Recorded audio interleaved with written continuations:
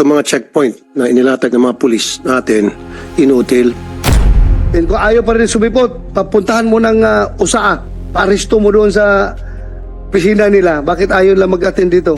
Parang chine-checkpoint lang yung mga motor. Pero yung mga four-wheel vehicles, hindi dumadaan sa checkpoint. Kayo ang police, kayo ang territorial unit. My God, nobody can conduct a checkpoint. Kahit anong ahinsya ng gobyerno yan.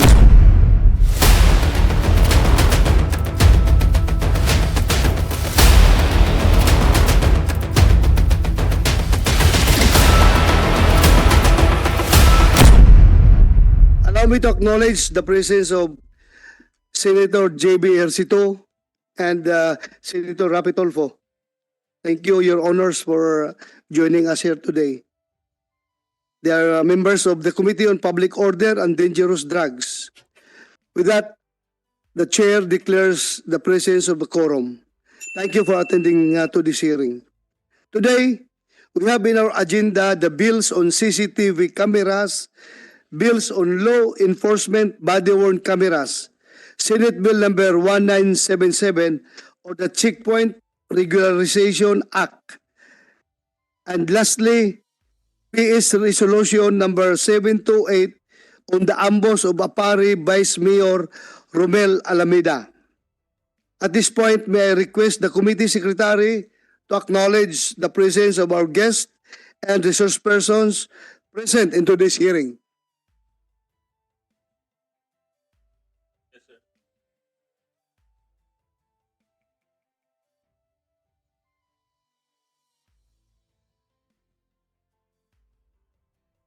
Thank you very much, sir. We would like to acknowledge the presence of the following. I'll be acknowledging, sir, the presence of the guest resources who are first seated in the panel, sir. From the Philippine National Police, we have Police Brigadier General Christopher Birung. He is the Regional Director of PRO2. Yes, sir. Good morning, sir. We also have Police Brigadier General Percival Rumbawa, former retired, sir. Yes, sir. Here, sir. Thank you, sir. We also have Police Colonel Camlon Nasdoman, Nueva Vizcaya PD during the incident. Yes, sir. Good morning, sir. We have Police Colonel Jovencio S. Badua Jr., SITG Alameda R2. Yes, sir. Present, sir. We also have from the family of Vice Mayor Romel Alameda, we have Rowell G. Alameda. Present, sir. We have Miss Isadel Alameda. Present, sir. We have retired Judge Elmo Alameda. Thank you, sir. And widow Vice Mayor Miss Julian Alameda. Ay, sorry. Miss Elizabeth S. Alameda. Present, sir. We have the name of we have the widow, sorry, of the victim, sorry, headed by Miss Elizabeth S. Alameda. Present, sir. Mrs. Marie Ann Gladys de Los Angeles. Present, sir. We have Mrs. Madeline Abel. Present, sir. We have Mrs. Marilyn Pinanay. Thank you, ma'am. We have Mrs. Marinela Alameda. Present, sir. We have Mrs. Rosel Jane Ramos. Present, sir. May natawag pa, meron po ba akong di natawag sa inyo? O, complete na po. Thank you. We also have Mayor Brian Dale Chan of Apari, Cagayan. Present, sir. Morning, sir. We also have Barangay Captain Centro 6 Apari Mr. Brian Mr. Anto? Barangay Captain of Brian Freeman. Si Mr. Chan din yata ito. Asan siya? Yung barangay chairman po. Ayun, yes sir. Kayo po yung tinawagan ko, sir. Sige po. Please take your seat, sir.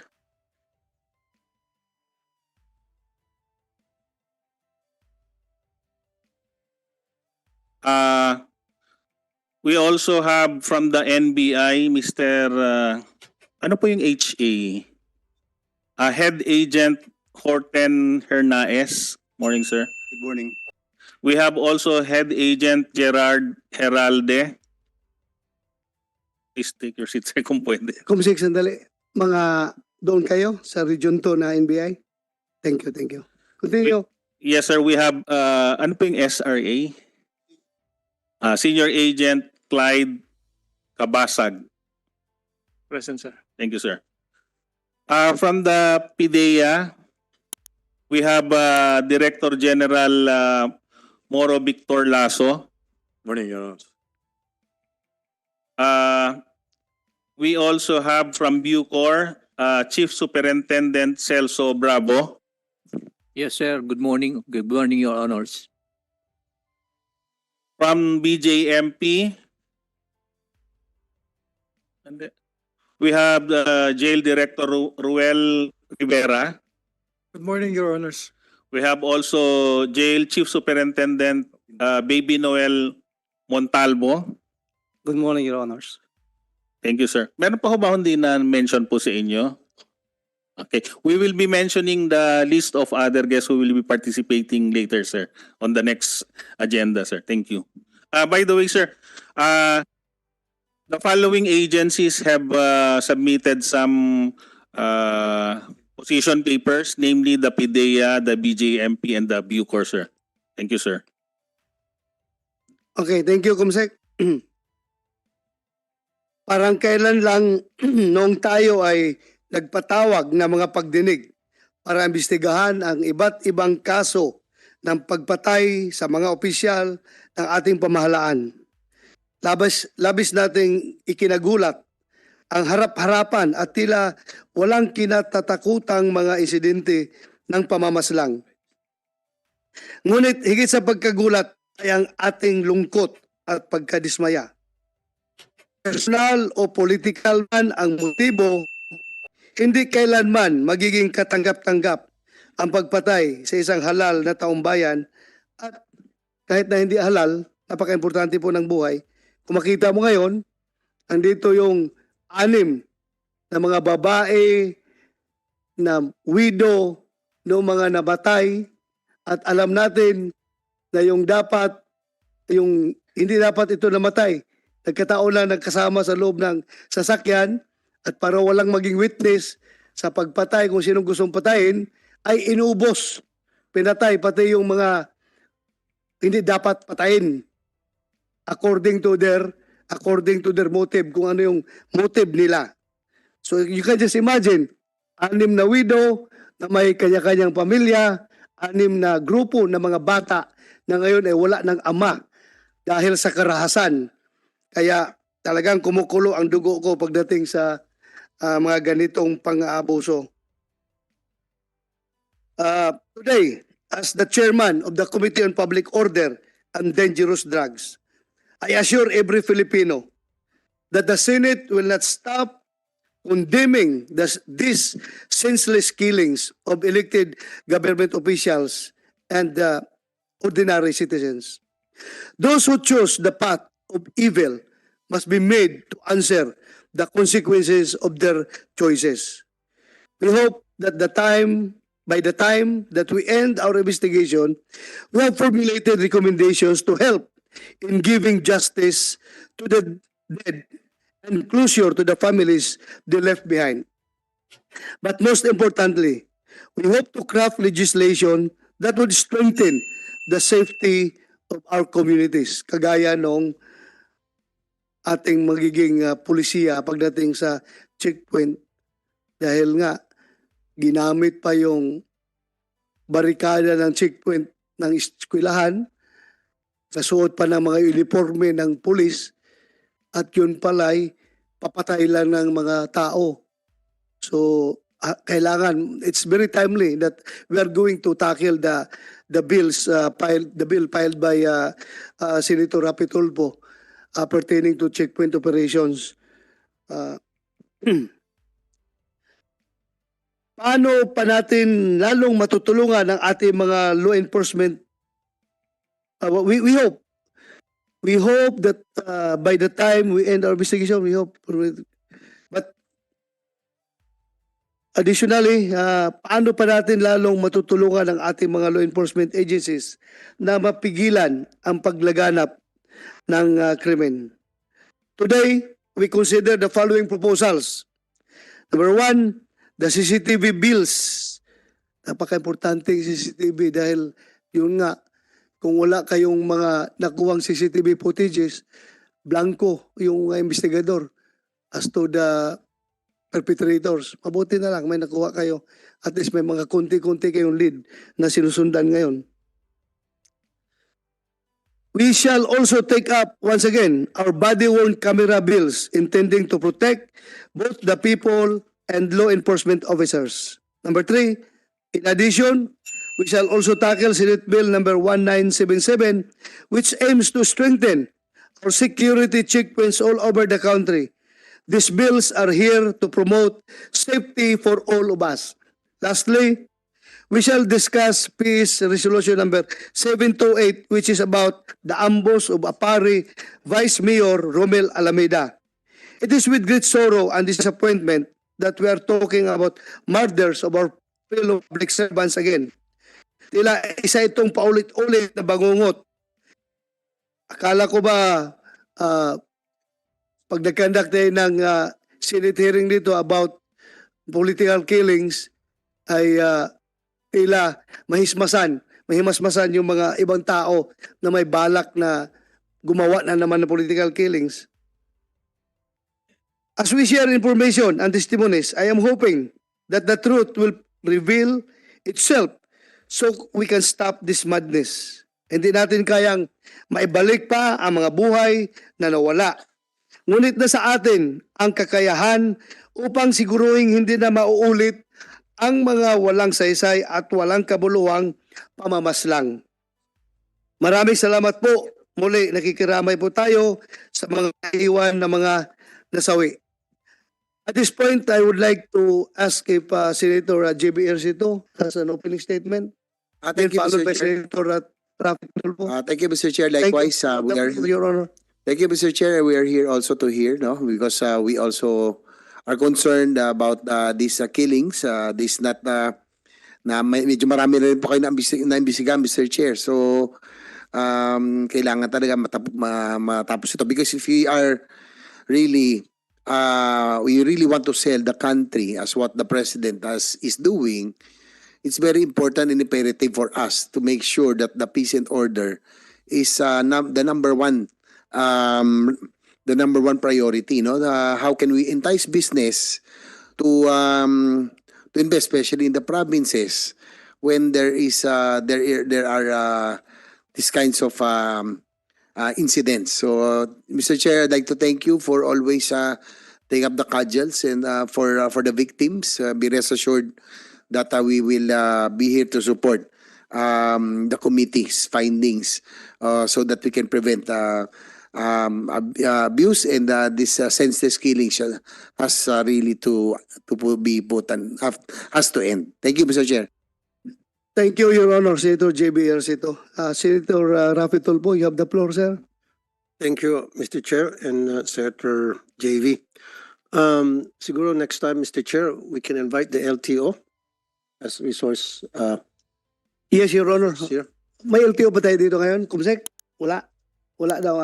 Next time, Your Honor. Kasi dito po, sa information na tanggap ko, yung sa ambush kay Vice Mayor Alameda, meron pong na-identify na plate number SFN 713 pero later on it was established na fake, forged.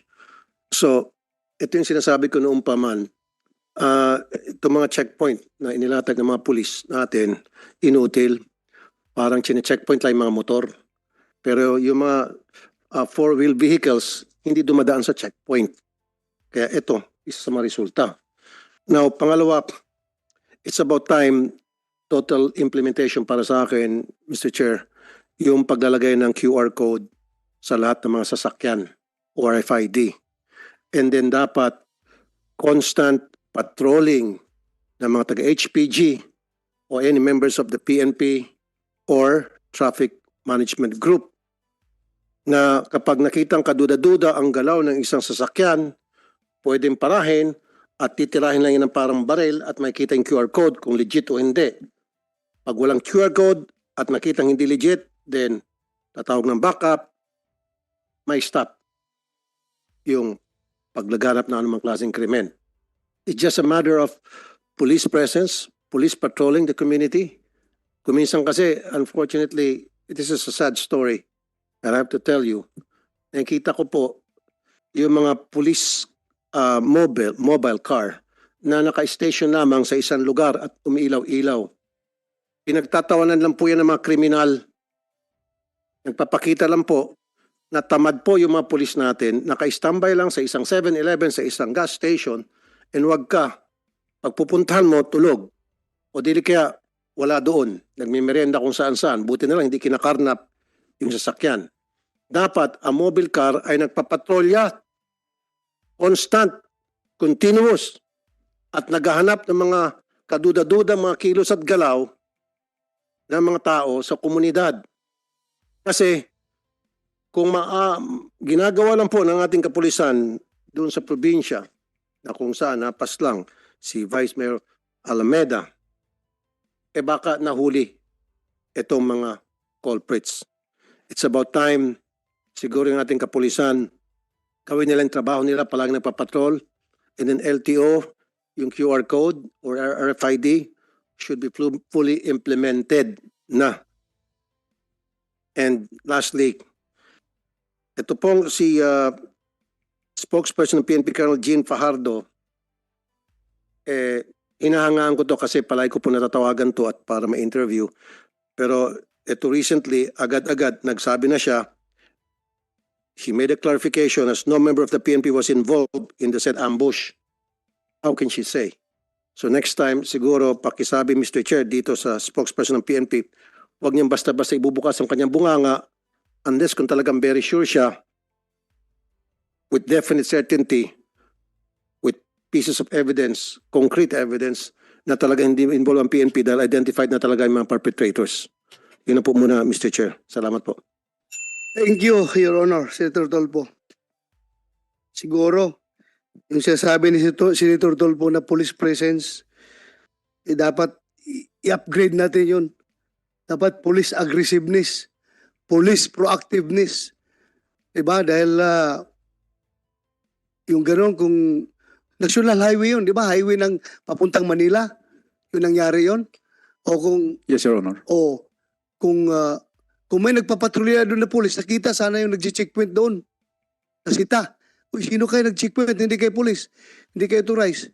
And I am reminding lahat ng pulis dito, kung sino man yung may-ari, may jurisdiction ng area, may area of responsibility ng lugar na yan, kayo ang pulis, kayo ang territorial unit. My God, nobody can conduct a checkpoint. Kahit anong ahinsya ng gobyerno yan, kung hindi magpapaalam sa inyo. Sabihin nyo, pulis patula lang ako. Pulis lang ako ng anong bayan yun? Ng Busan? Bagabag, sir. Pulis patula lang ako ng Bagabag. Local police ako dito. Pero hindi kayo makapag-conduct ng checkpoint dito sa jurisdiction ko kung hindi kayo magpaalam sa akin. Dapat ganun ang attitude ng mga pulis natin. Kahit anong ahinsya. Never in my area of responsibility. Huwag kayong pumasok ito mag-checkpoint. Kahit mga army kayo. Kahit ano pang ahinsya kayo. This is my turf. You have to coordinate with me kung meron kayong gagawin. Dahil responsibilidad ko itong lugar ko. Dapat ganong attitude ng pulis natin. Diba? Okay. Mr. Chair, Yes, go ahead, Madam Senator Tolpo. sino po ang chief of police ng Bagabag? Andito ho ba? Nandito po, sir. If I may, Senator Tolpo, tapusin ko lang itong Briefly lang po. briefly. Kunti lang Okay. po. Chief of Police ng Bagabag, Kasi during the time. ito lang po, Michelle, po, Yes. yung opinion. Ano ka, upo ka dito? Hindi, mas kinawag ka naman po. Siguro, dapat itong chief of police ng Bagabag maimbestigahan at makasuhan, maybe ang pinakamababa for inefficiency. Kasi if you're just doing your job, just like what Senator Bato del Rosa said, na dapat nagpapatrolya, na nakita nyo sana yung checkpoint na yun at sinita nyo, sino ka ba, ba't may checkpoint ka? Ano bang purpose ng checkpoint mo? Now, hindi mo ginawa yun, hindi ginawa ng mga bata mo, in the name of common responsibility, you should be held responsible. Kung akong tatanungin, dapat pati ikaw maimbestigahan. Salamat, Mr. Chair. Thank you, Senator Tolpo. Sige, upo ka muna. For admin matters, I just would like to state for the record, the CCTV bills were already included in our agenda when we conducted our public hearing on the privilege speech delivered by Senator Tolfo on December 13, 2022, and on our investigation on the 6.7 billion Manila drug buy bust. We have included again in our agenda the aforesaid bills as well as Senate Bill number 2031 by Senator Tolfo. So we can study if we can consolidate the same and be included in our committee report on CCTV bills in accordance with the Senate rules. For the information of everyone, we have received the position papers submitted by the DOJ, PNP, FBI, National Privacy Commission, and the BGMP on the CCTV bills. In the same manner, we have also conducted committee hearings on bills mandating the use of body-worn camera. Again, in compliance with our Senate rules, we included the bills filed by Senator Revilla and Tolfo in our agenda in order for us to include the same in our committee report. As of today, we have received the position paper of the BGMP, DSWD, DepEd, PNP, and PDEA on the proposed measure.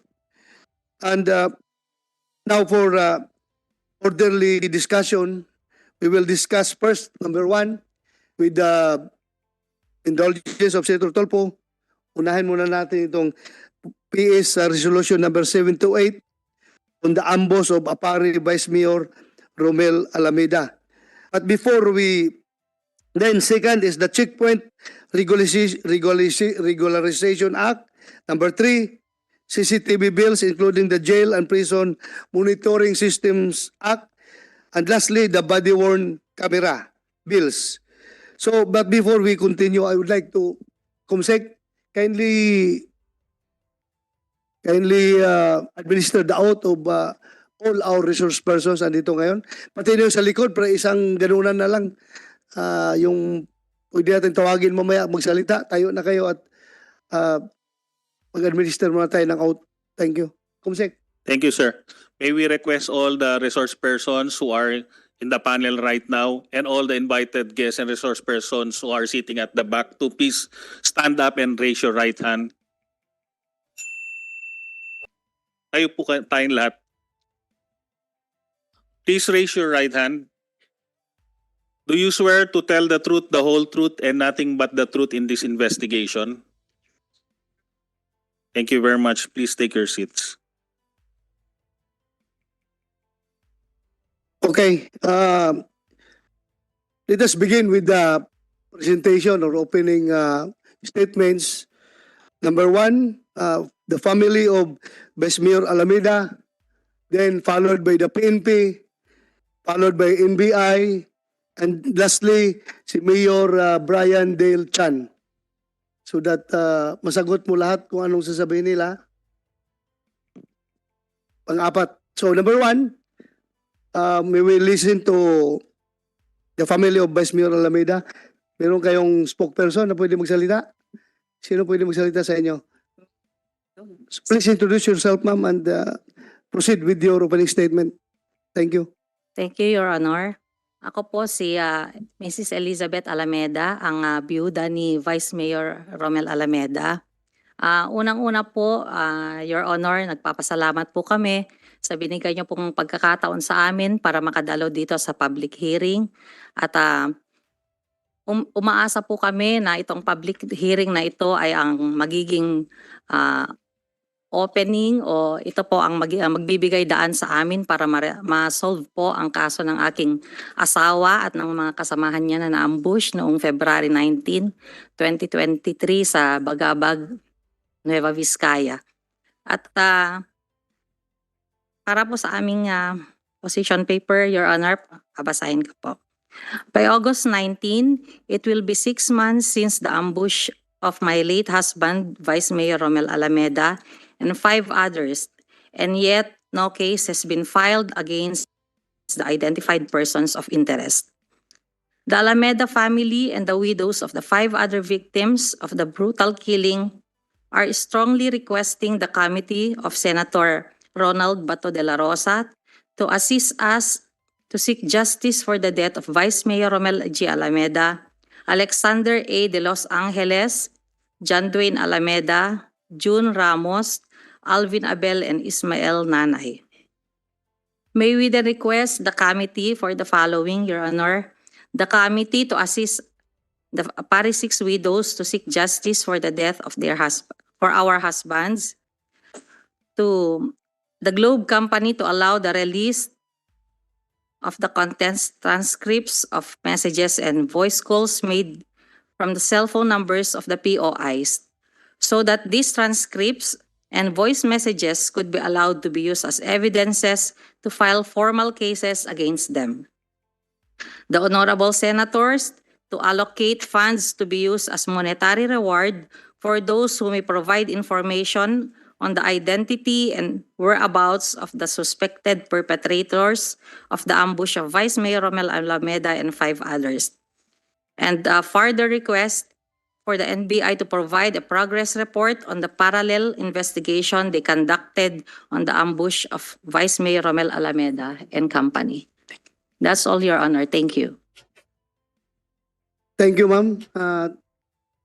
Rest assured that as your chairman of the Senate Committee on Public Order and Dangerous Drugs and all other members of this committee, we will exert or exercise our oversight function over these investigating agencies.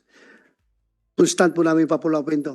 Itong PNP, NBI, at sino man na law enforcement agency na nag-imbestiga itong kaso na ito. And even the prosecution, we will follow up the prosecutor na may hawak ng kaso. Hindi po namin ito tatantanan. Rest assured. Maraming salamat po, sir. Thank you po, ma'am. PNP? Before PNP will present their presentation, meron ba doon yung National Privacy Commission? Sinong representative ng National Privacy Commission?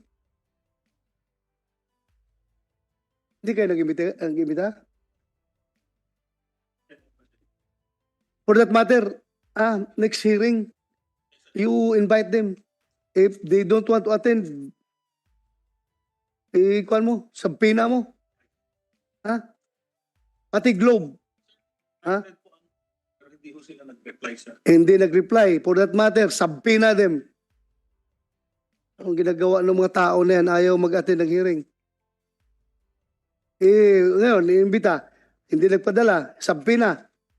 Then kung ayaw pa rin sumipot, papuntahan mo ng USAA. Paaresto mo doon sa pisina nila. Bakit ayaw lang mag-attend dito? Ha? Tapos, Globe. You also invite a representative from Globe. Thank you, Comsec. PNP, you may proceed with your presentation. Sino mag-present sa inyo?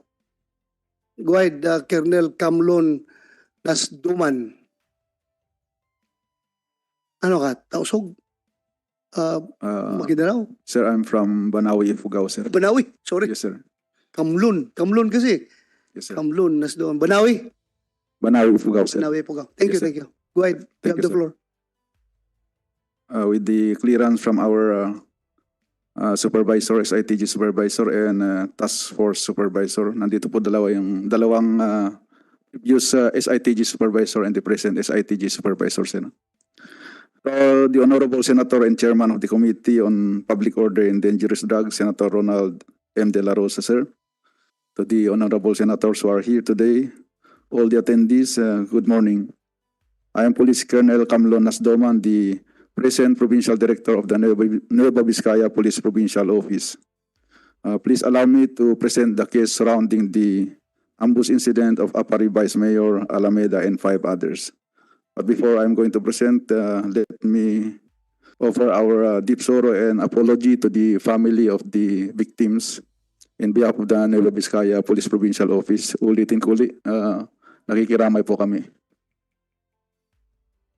This report aims to present the action taken and investigative developments of PRO2 SITG Alameda.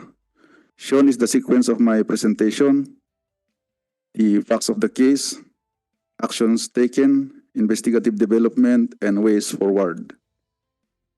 As a backgrounder, at about 8:39 a.m. of February 19, 2023, a report was received by Bagabag Police Station from a concerned citizen informing that a group of male persons wearing pixelized uniforms armed with short and long firearms apparently conducting checkpoint along the national highway of Purok 5, Sitio Kinakaw, Baritbit, Bagabag, Nueva Vizcaya.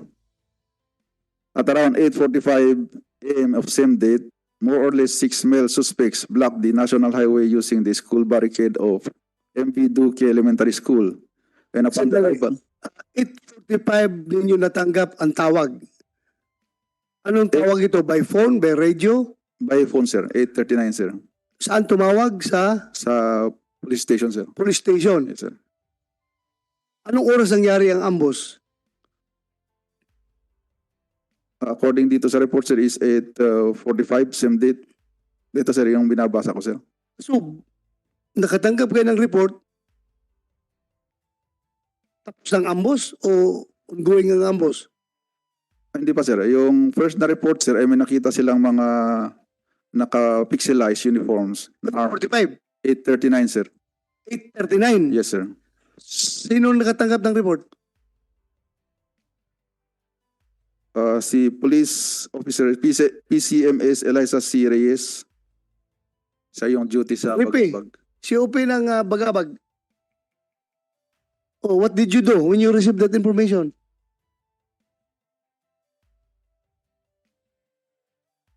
Hindi pa nangyari ang ambush niya na, nakatanggap na kayo ng info na mayroong nakapixelize na nagandak ng checkpoint. Sir, good morning, sir. Morning. Sir, nung natanggap ng aking desk officer yung information, sir, ay sinabi niya kagad, sir, at formulate kami ng team, sir, to validate the said information, sir. So what happened with the validation? Then, sir, nung nag-form ng tropa, nung papunta na, sir, yung team, sir, yun na yung incident, sir, at nagkasalubong yung tropa at saka yung getaway vehicle ng mga suspect, sir.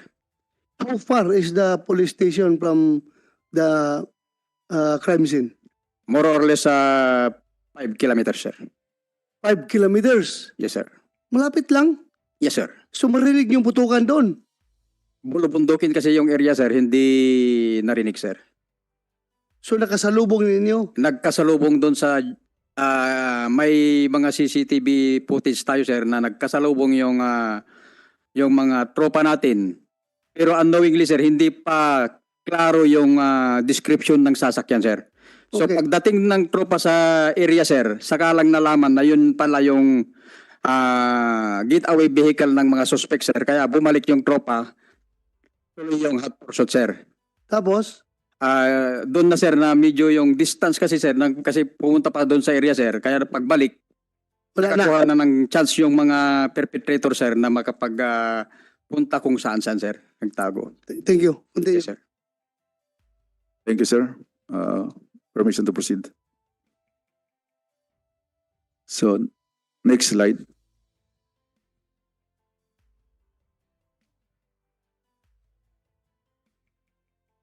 On February 19, 2023 at 8:39 a.m., Bagabag Municipal Police Station received a report that fully armed men are conducting checkpoint in front of MP Duque Elementary School.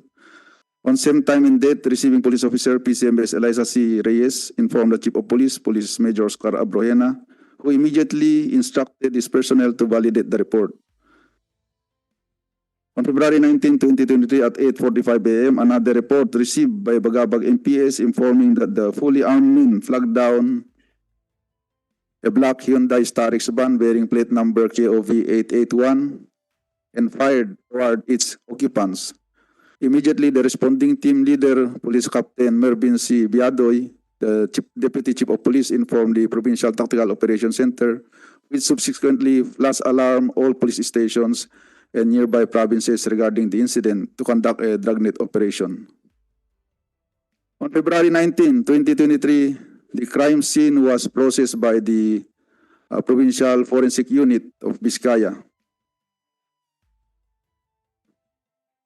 and were able to recover the following pieces of evidence: 1 unit Smith & Wesson caliber 40 pistol bearing serial number MRF 0782 with inserted magazine loaded with 14 cartridges, 1 unit caliber 9mm shooter machine pistol bearing serial number X910171792 with inserted magazine loaded with 14 cartridges, 36 pieces of fired cartridge, 4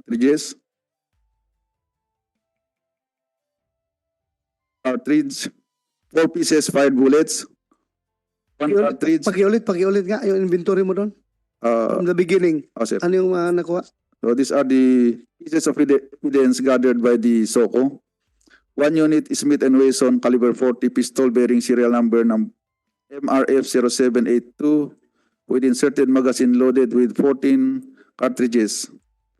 1 unit caliber 9mm shooter machine pistol bearing serial number X910171792 with inserted magazine loaded with 14 cartridges.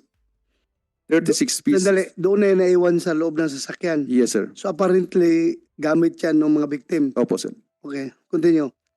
36 pieces of fired cartridges cases, 4 pieces of fired bullets, 1 cartridge, 6 pairs of post-mortem fingerprints of the victims, 6 paraffin casts taken from both hands of the victims, photographs of the crime scene, sketch and measurement of the crime scene. On February 20, 2023 at 4:19 in the morning, Solano Police Station responded to a reported burned vehicle at the Agrarian Reform Community Road, Barangay Udyawan, Solano, Nueva Vizcaya. And at around 6 a.m., the Provincial Forensic Unit inspected the reported burned vehicle. Immediately, SITG Alameda, the provincial level, were created and elevated to regional level as instruction by our Chief PNP. On February 20, 2023, Police Colonel Lovenzo S. Badua Jr., the DRDO and SITG Commander, and Police Colonel Mardito G. Anguluan, Chief RIDMD, proceeded to Sitio Kinakaw, Baritbet, Bagabag, Nueva Vizcaya to conduct an ocular inspection at the place of incident on February 20. An initial case conference followed. It was held at an Nueva Vizcaya Police Provincial Office.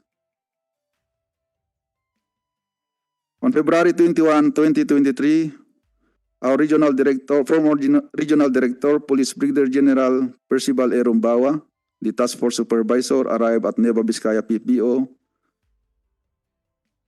and conducted a case conference among the SITG members at the PPO for the early resolution of the case. So our regional director gave instruction and guidance for the resolution of the case. And on February 21, same date, our regional director conducted an on-site visit at the place of the burned and abandoned Mitsubishi Adventure in Solano, Nueva Vizcaya, and also inspected the victim's vehicle at Bagabag Police Station and the place of incident.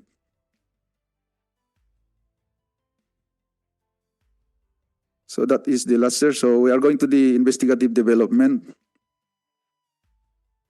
For the investigative development, on February 21, 2023, at 3:20 p.m., Bagabag Police Station presented 2 witnesses to Nueva Vizcaya Provincial Forensic Unit to come up with a computerized facial composite as a tool in identification of possible suspects. Another is Dr. Brian C. of Cagayaw of the Regional Trauma and Medical Center recovered 4 pieces of fire-deformed slugs from the cadaver of Vice Mayor Romel Alameda and turned over to Nueva Vizcaya Provincial Forensic Unit. The firearm identification report on the microscopic exam. And on February 22, 2023, Bagabag Police Station and the Provincial Intelligence Unit of Nueva Vizcaya Police Provincial Office personnel obtained an affidavit of consent from the family of the victims for the conduct of digital forensic examination to the cellular phones of the victims.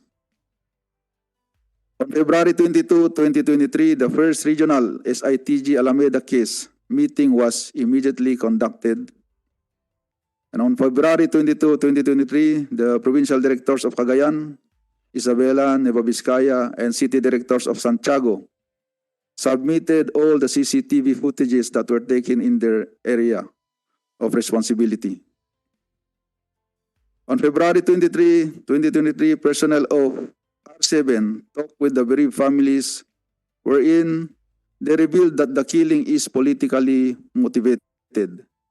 As a result, Mrs. Elizabeth S. Alameda revealed that anytime soon, the said mayor will be suspended due to a case filed against him for graft and corruption at the ombudsman, and that the mayor doesn't want the vice mayor to sit as the acting mayor of Apari, Cagayan, and the father of the incumbent mayor was the first councilor of Apari, Cagayan. She further revealed and insisted that the killing of her husband and 5 others was politically motivated. And on February 28, 2023, digital forensic examination report from the cellular phones of the victims was obtained from Police Lieutenant Colonel Christopher N. Luyon, the officer in charge of the Regional Anti-Cybercrime Unit 2. Next. On March 1, 2023, Police Lieutenant Colonel Alberto A. Calimag, the officer in charge of the Regional Civil Security Unit 2, presented the firearms record verification by FEO record section during the second Regional SITG Alameda Conference. On March 2, 2023, Police Lieutenant Colonel Christopher N. Luyon, the officer in charge of RACU, or the Regional Anti-Cybercrime Unit, made a preservation request addressed to the different telecommunication company like Smart, Globe, D2 Telcom, for the preservation of the traffic data.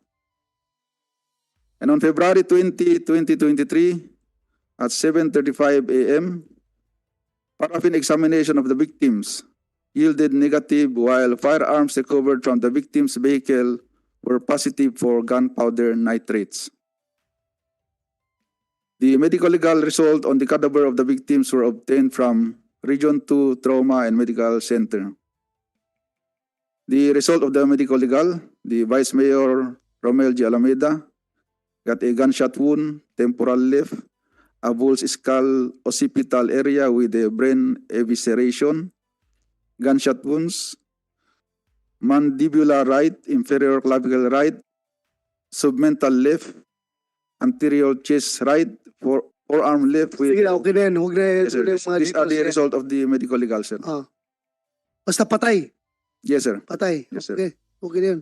On March 10, 2023, a witness from Santa Rosa, Nueva Ecija executed an affidavit relative to the alleged vehicle used by the suspect. The witness, who is Police Corporal Bernard N. Berdillo, is stating that he saw the vehicle parked at the road not far from the house of Mr. Darren Abordo, the husband of Shieto Sarmiento, both from Barangay Luna, Santa Rosa, barangay ng police, sir.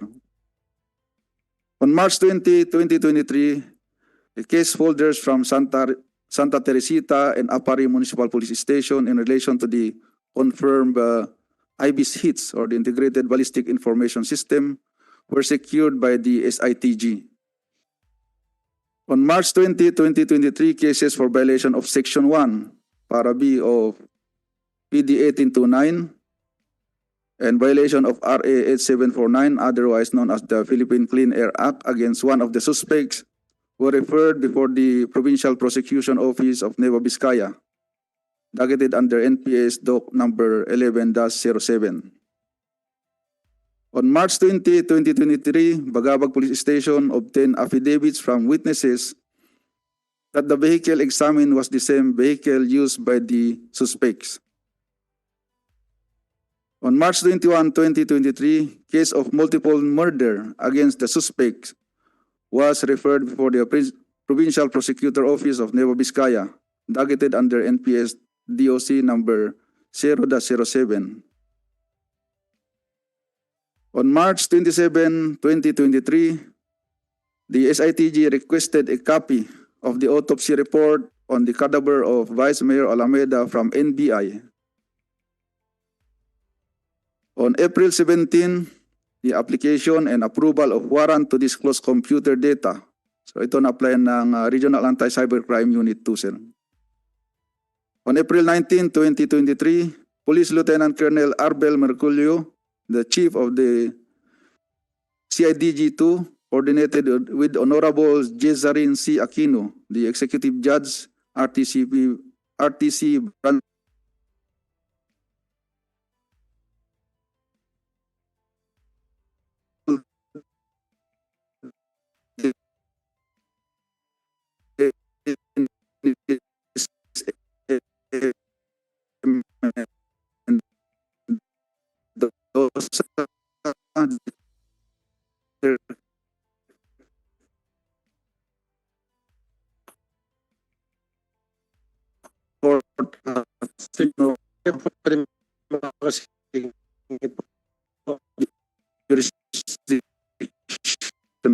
Yes. Well,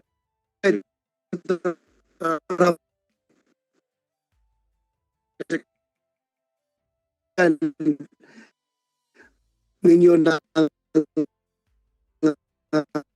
search warrant.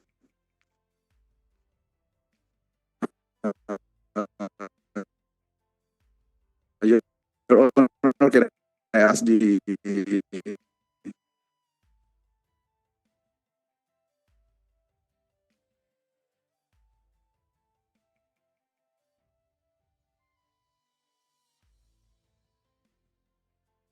Sino? Good morning, Your Honors. Let me scan my notes, sir.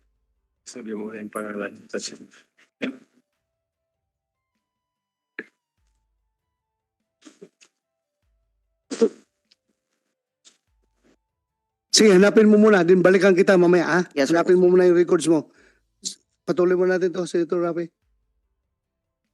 Yes, Yes. Mr. Chair. May quick question ako doon Okay. kanina na nabanggit nyo na may nag-yield negative result sa paraffin test yung po mga victims, pero it yielded positive nitrates residues, gunpowder nitrate residues yung vehicle.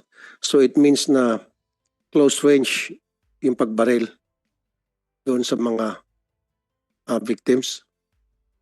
Yes, sir. To make it clear, can I request the Provincial Forensic Unit Officer who took the examination, sir, to answer the question? Okay. So, Saan yung forensic? Major Bade? You answered the question of Senator Tolpo. Good morning, Your Honors.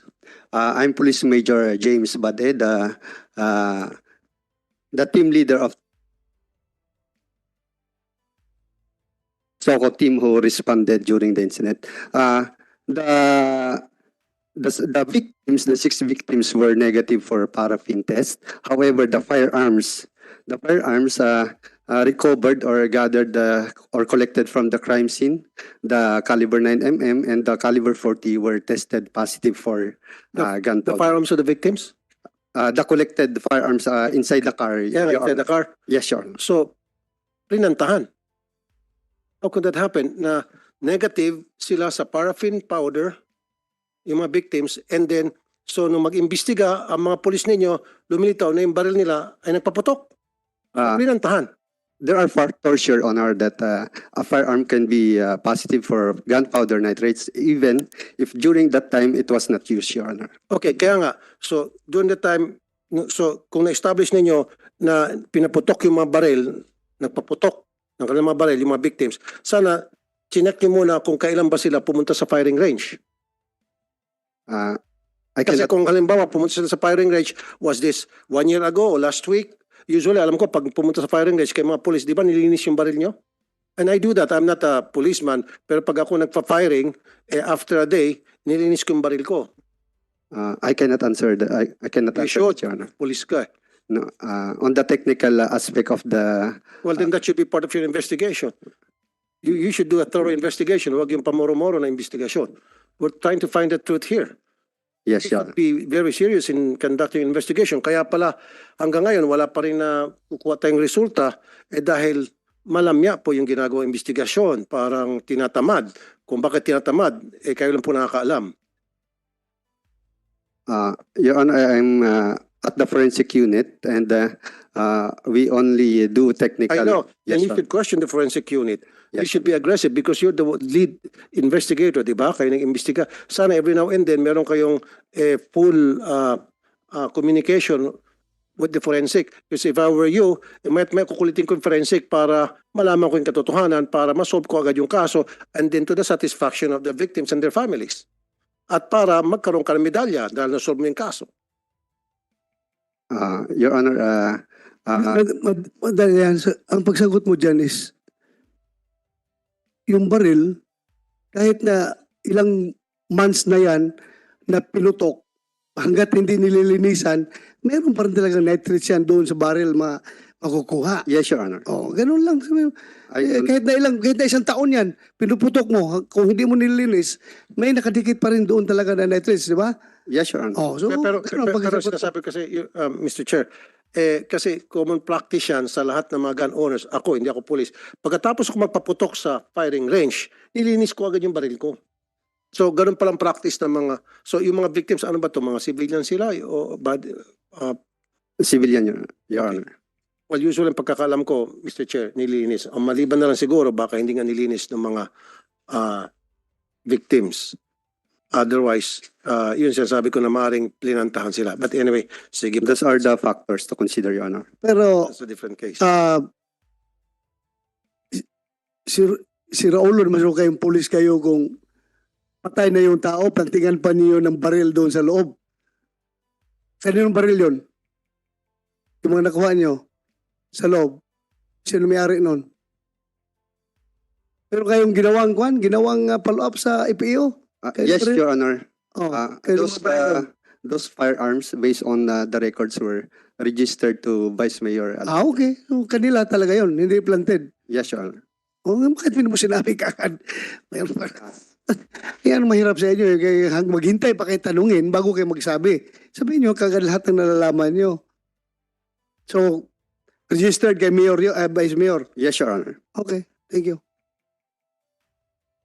Thank you, Your Honor, Senator Tolfo. Thank you, Your Honor. You want to proceed?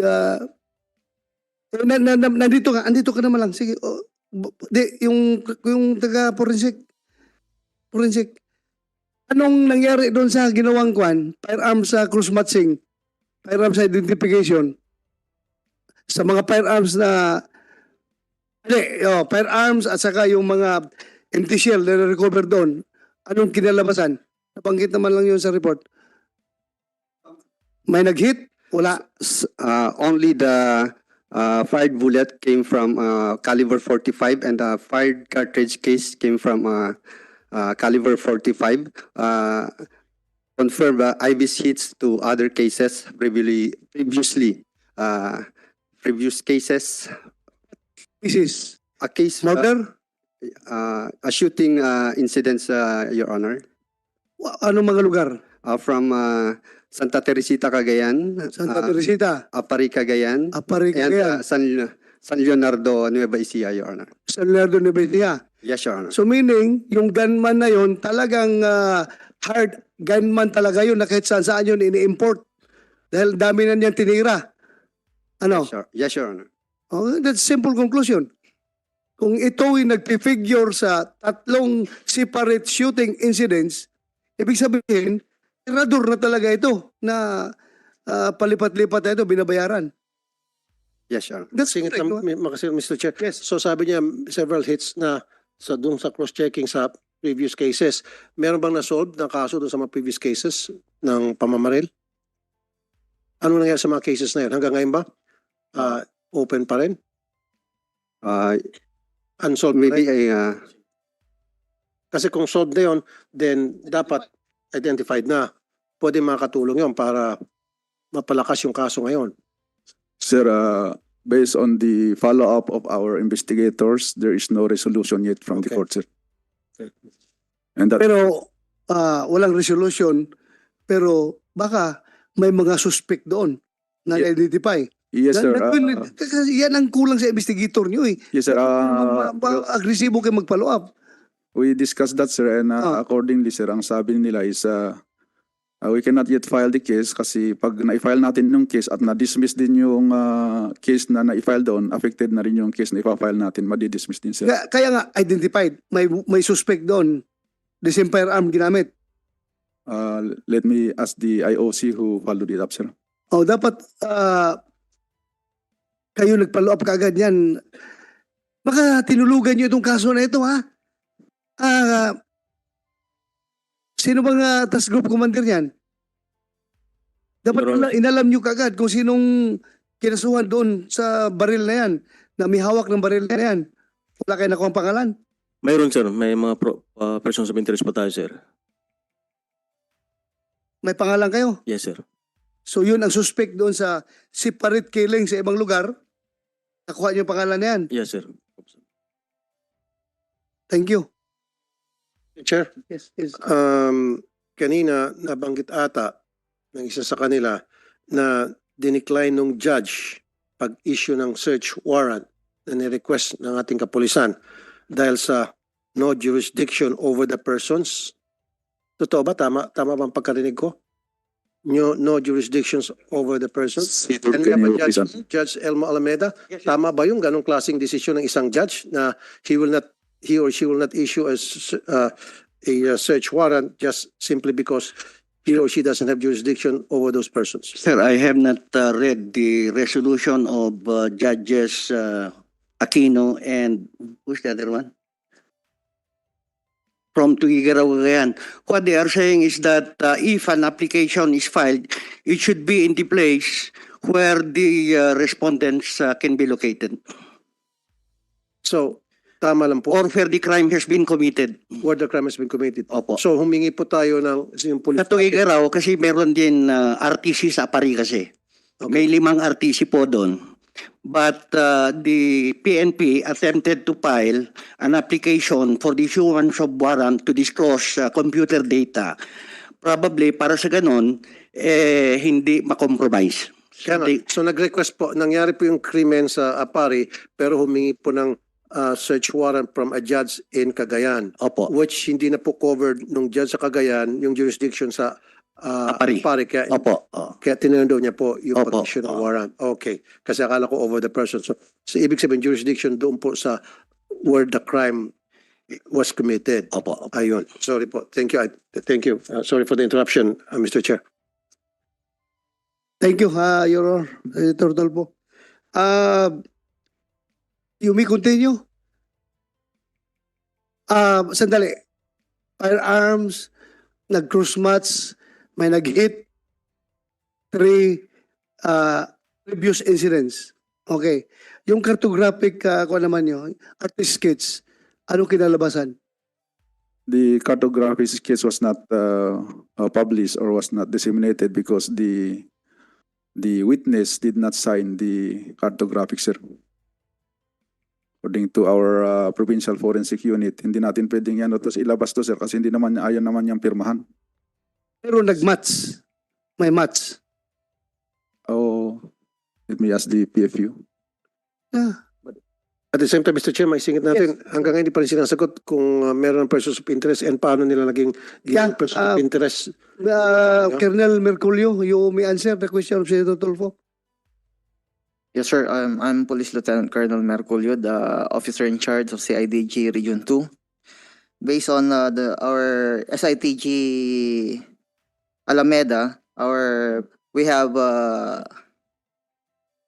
9 person of interest Okay. in our investigation. First person of interest is the mayor of Apari, Cagayan, Brian Dale G. Chan. The second is Darren Cruz Abordo. Third is Dennis de Guzman from Santa Rosa, Nueva Ecija, and also residing at Apari, Cagayan. Third is Romel Josenia from Apari, Cagayan. Fourth is Freddy Rodriguez Molena from Bugay, Cagayan. 5 is Freddy Tapuro from Apari, Cagayan. Marvin Ayudan from Apari, Cagayan. Romel Paltao from San Leonardo, Nueva Ecija. 8 is Antonio Beltran de Guzman from Santa Rosa, Nueva Ecija. And Romeo Cortez Fardo from San Leonardo, Nueva Ecija, sir. Follow-up question, Mr. Chair. Yung mayor kasi politically motivated itong Yes, sir. crime, so you made him as person of interest.